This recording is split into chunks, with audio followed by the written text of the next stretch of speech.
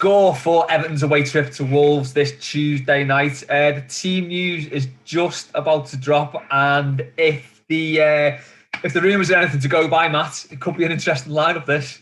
Yeah, I'm just trying to find it now, but I've been told that it's quite an interesting lineup. But we'll get it confirmed. I've just seen Phil Kirkbride from the Echo St. Sigston's captain, Coleman on the bench.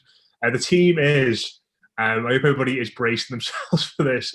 Pickford in goal, Holgate, Luca Dean maybe playing left back three perhaps of Godfrey, Keane and Mina, Decore, Davis, Sigurdsson, Iwobi, Rodriguez. Richarlison is on the bench, along with Cenk Tosun, Niels Nkunku, Andre Gomez, Seamus Coleman, Anthony Gordon, John Joe Kenny. So no striker, mate. No, it feels a little bit like a cross between Walter Smith and David Moyes. This loads of centre backs and no strikers. Who's playing up front there? Do we think Sigurdsson? I don't know. Has James ever played that far up front? I mean, it seemed like a waste putting him that far forward when he does a lot of his work a bit further back, wouldn't it? Yeah, unless you just sort of keep in the shape. But then you've got Dina in there as well. Do you know what? It's all the defenders that's thrown me a bit. Unless he's going to lash Holgate in the field. He's right. Godfrey. Yeah, who knows? Then, I don't know. Suppose does he go a 4-3-3 there then with Godfrey? I hate the way they stop trying to second guess as well. You know when you do the lineups on the official club thing. Yeah. Like, up until a certain point with Marco Silva, they put a lineup up, and then they must have just got to a point where it's like we're getting this wrong every week because we don't know what's happening. So they just put the names up now. I suppose it could be 4-3-3 with Godfrey in centre mid with Decore and Davis. It's definitely a 4-6-1, isn't it? Let's be honest.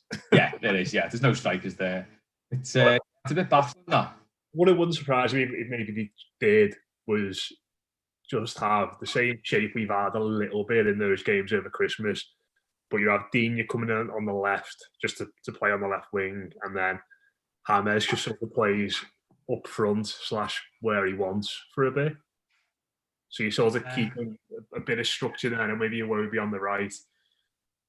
But the worry for me is this goes a little bit Newcastle now. It does feel very Newcastle, doesn't it, actually? Yeah, there's a load of lads just out there, and it's like, right, what are we playing again? And it doesn't really work. Yeah. I think I said this just after West Ham. We're doing a month on and a month off.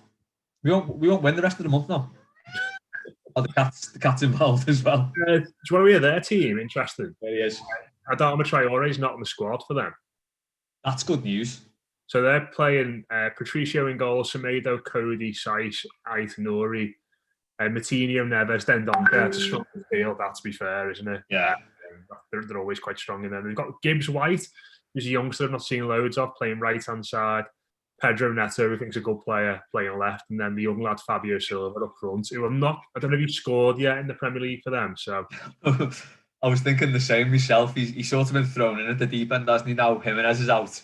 Yeah. Been like, well, you're the striker, so get on with it. Tonight's the night, lad.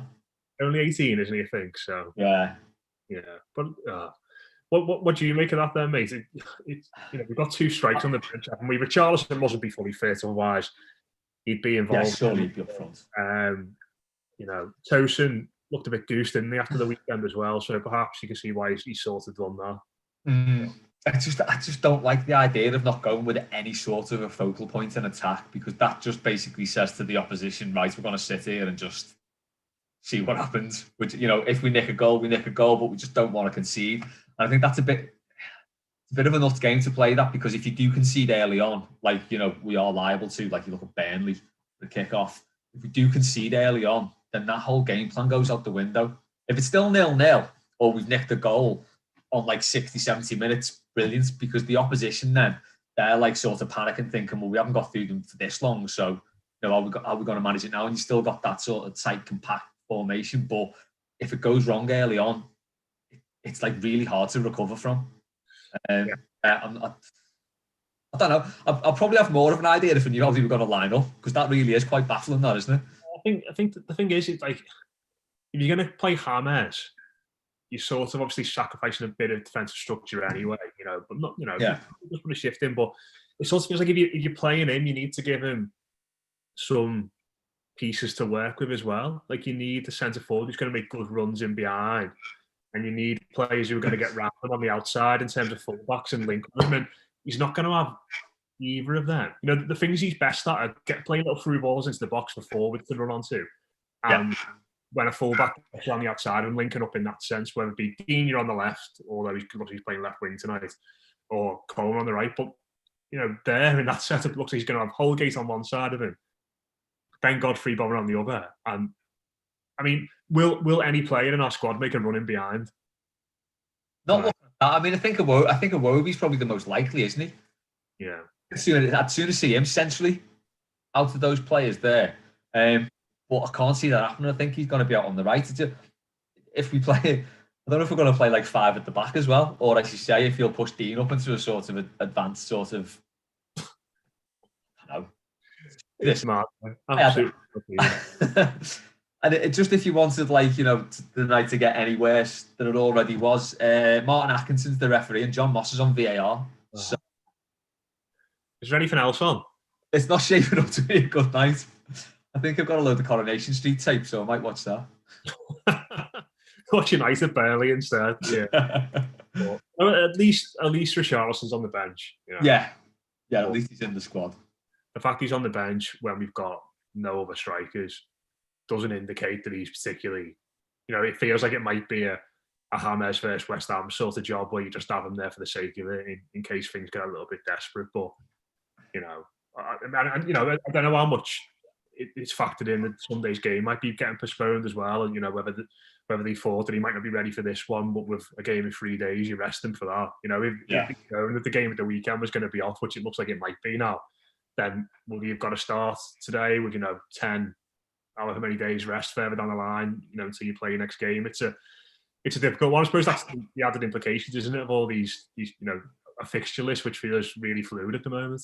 Yeah, and it does feel like there's sort of no team in the league who's managing to put out a full side. I was listening to the match preview you did, and they've been hammered by injuries, haven't they?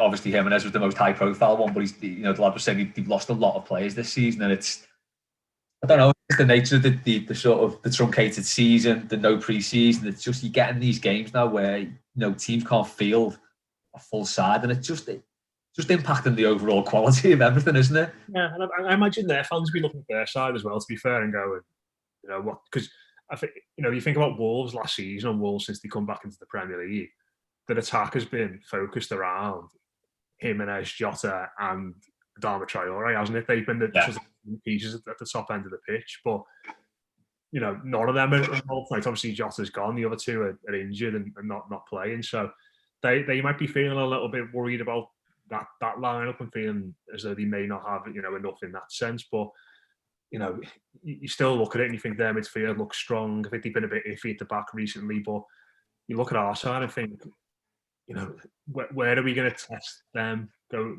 defensively? We've got a lot of people watching on YouTube. If you've got any idea how do you think we're lining up, let us know in the comments, because we've had a few ideas. Jonathan Haddock said Dean in midfield or Iwobi up top, or shown back 3 on the official site. Oh no. Oh dear me. That's the thing that's really worrying me, a back 3. I don't want to see that. Obviously toast on the bench. Julio Ramos has said, what about Iwobi, Richarlison slot and Richarlison in DCL's place? That's to address the issue of James having to deliver the ball up front. If he plays, Richarlison's not playing. He's on the bench. Yeah, if Richarlison was playing, that would sort of put any sort of formation things to bed, because we know that's a good position he can play. But yeah, the fact that he's not playing there, the fact that Tosin isn't playing, it's odd. I think the thing with us as well is it's the fans are sometimes accused of being a bit bipolar, which we are, because we're either world beaters or we're relegation fodder. But you could say the same about this Everton team this season. They've looked sort of one or the other. Start of the season we were just battering teams for like 7 games on the spin. Then we look like relegation form.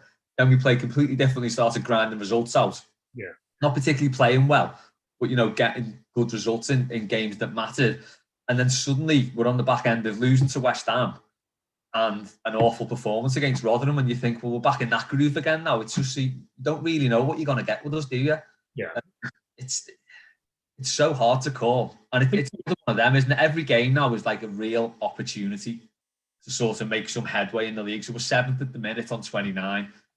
We win this, we go joint 3rd with Leicester, depending on whether they're playing or not. But 32, we're a point off the top then. Yeah, if we're trying to be positive about this, we've got our 2 most creative players back in the starting lineup tonight, which is not to create 2. Yeah. No, it's true though, isn't it? We're going to have people in the box. There's got to be someone who's got to take on that role to be in the box when the ball gets delivered there. Yeah. It's not Sigurdsson. He probably hasn't got the legs to do it, but I've never ever seen him win a header in my life. To be but that's the positive, isn't it? Luca Dean is back in the side, and he might be playing left mid tonight, which would be weird, but he'd be able to create something for us. James Rodriguez, whether I think that's got to be the MO for us tonight. I think you've got to get that lad on the ball as much as possible. 25 yards out from goal, and if he has 5 shots in the opening 10 minutes and they all fly over the bar, I'd be telling him to keep going, because that sort of, it feels like him doing something ridiculous and scoring a goal for us, or us scoring from a set piece. They feel like our best 2 ways home in this football match tonight. It's not going to be through pretty pass and play like we were doing earlier in the season, where we could, Fred passes into Richarlison, he'd square it for Darwin, etc., etc. It's going to have to be somebody in that team getting a grip of the ball and doing something really, really high quality, 25 yards out or from a set piece. And he's the one that feels like he's capable of doing that. Wolves have probably got someone like that in Neves, haven't they? Who's, obviously a different sort of player, but is equally as capable of doing that sort of thing. He's great from set pieces, can strike the ball from distance. So I think it feels like one of those sorts of games which is just going to be a proper maelstrom in midfield, no space. No one's really going to want the ball, apart from a few lads on the pitch. And when those lads on the pitch get the ball, I think that's where the game's sort of going to be decided, whether they can create ridiculous moments, because it doesn't feel like it's going to be a free-flowing football match otherwise. No, not at all. I suppose if you look at our defenders, by and large, you've done a really good job, haven't you, over the last month? Yeah. You can't really argue with the sort of shutouts we've had. West Ham, it was just a blip, wasn't it? The goal, really. I thought we defended all right that game, didn't have too much to do. Just both teams kind of defended pretty well on the day, and then they got the break. So you can't really. I suppose Mina maybe could have cleared the ball a bit better, but it's one of those things. Sometimes teams get the break, which we've been getting. So I think the fact that all those defenders are in, Christ knows where they're going to play. That sort of bodes well to say we could keep it tight. Maybe someone's doing Steve Watson, mate, and we've got Yerry up front or something like that. Imagine. Oh God, yeah, Steve Watson's hat-trick against Leeds. Oh God, yeah. Like kick against Bolton. It'd just be funny to see something like that, wouldn't it? Yeah. Just don't play. I don't think they should play free at the back. No. God, imagine Yerry Mina was up front.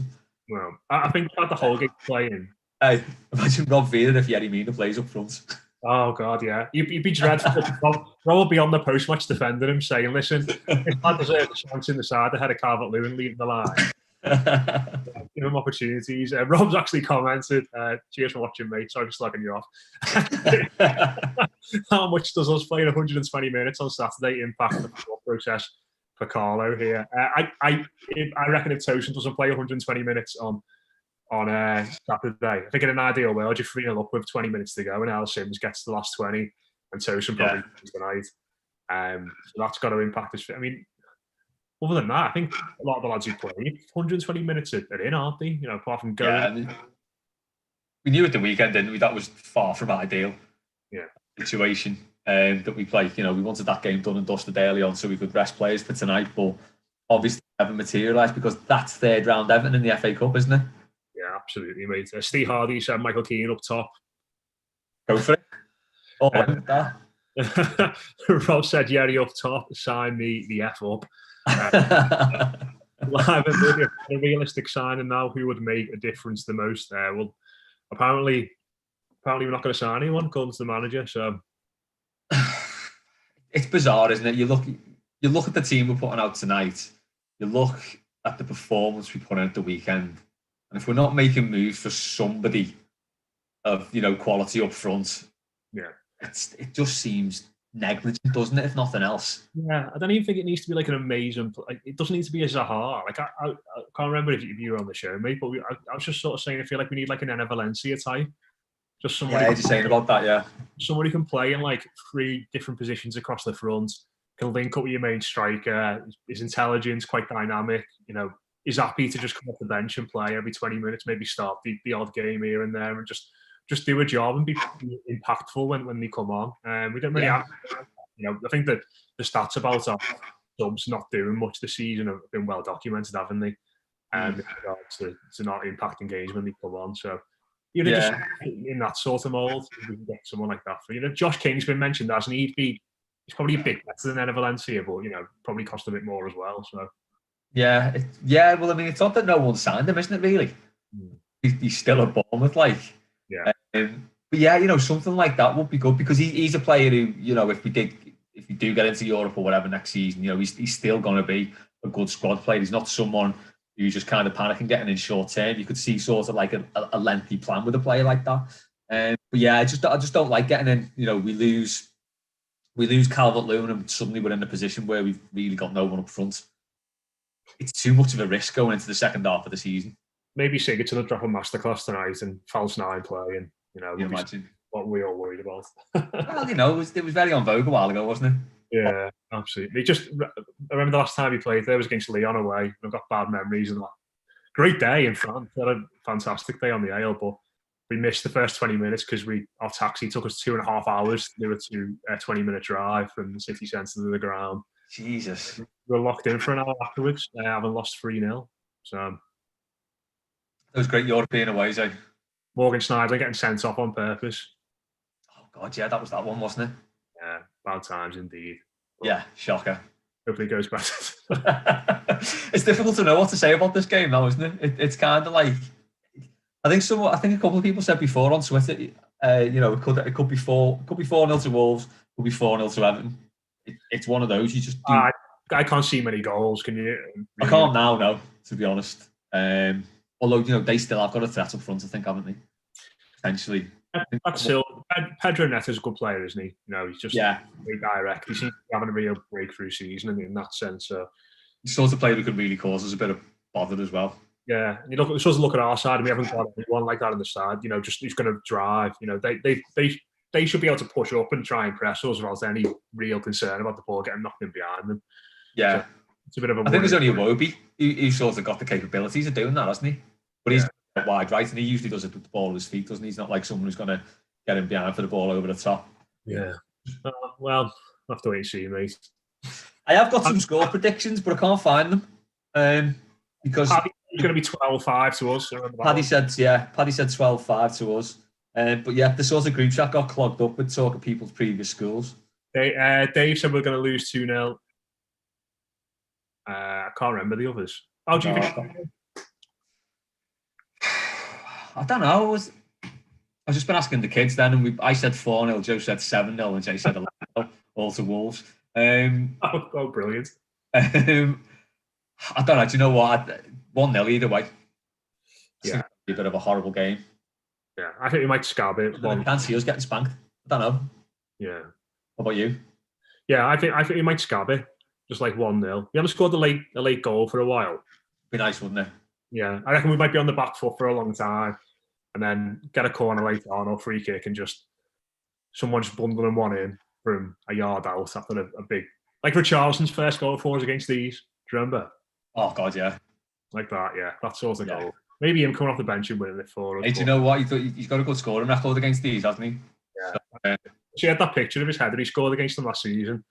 It was such a good goal, that. Oh, it was great, wasn't it? Yeah. On the street, just proper leap and steered it into the corner. So, yeah. Rob saying 1-1. Steve Hardy said Josh King should be here already. Ridiculous to let Keane go without replacing him.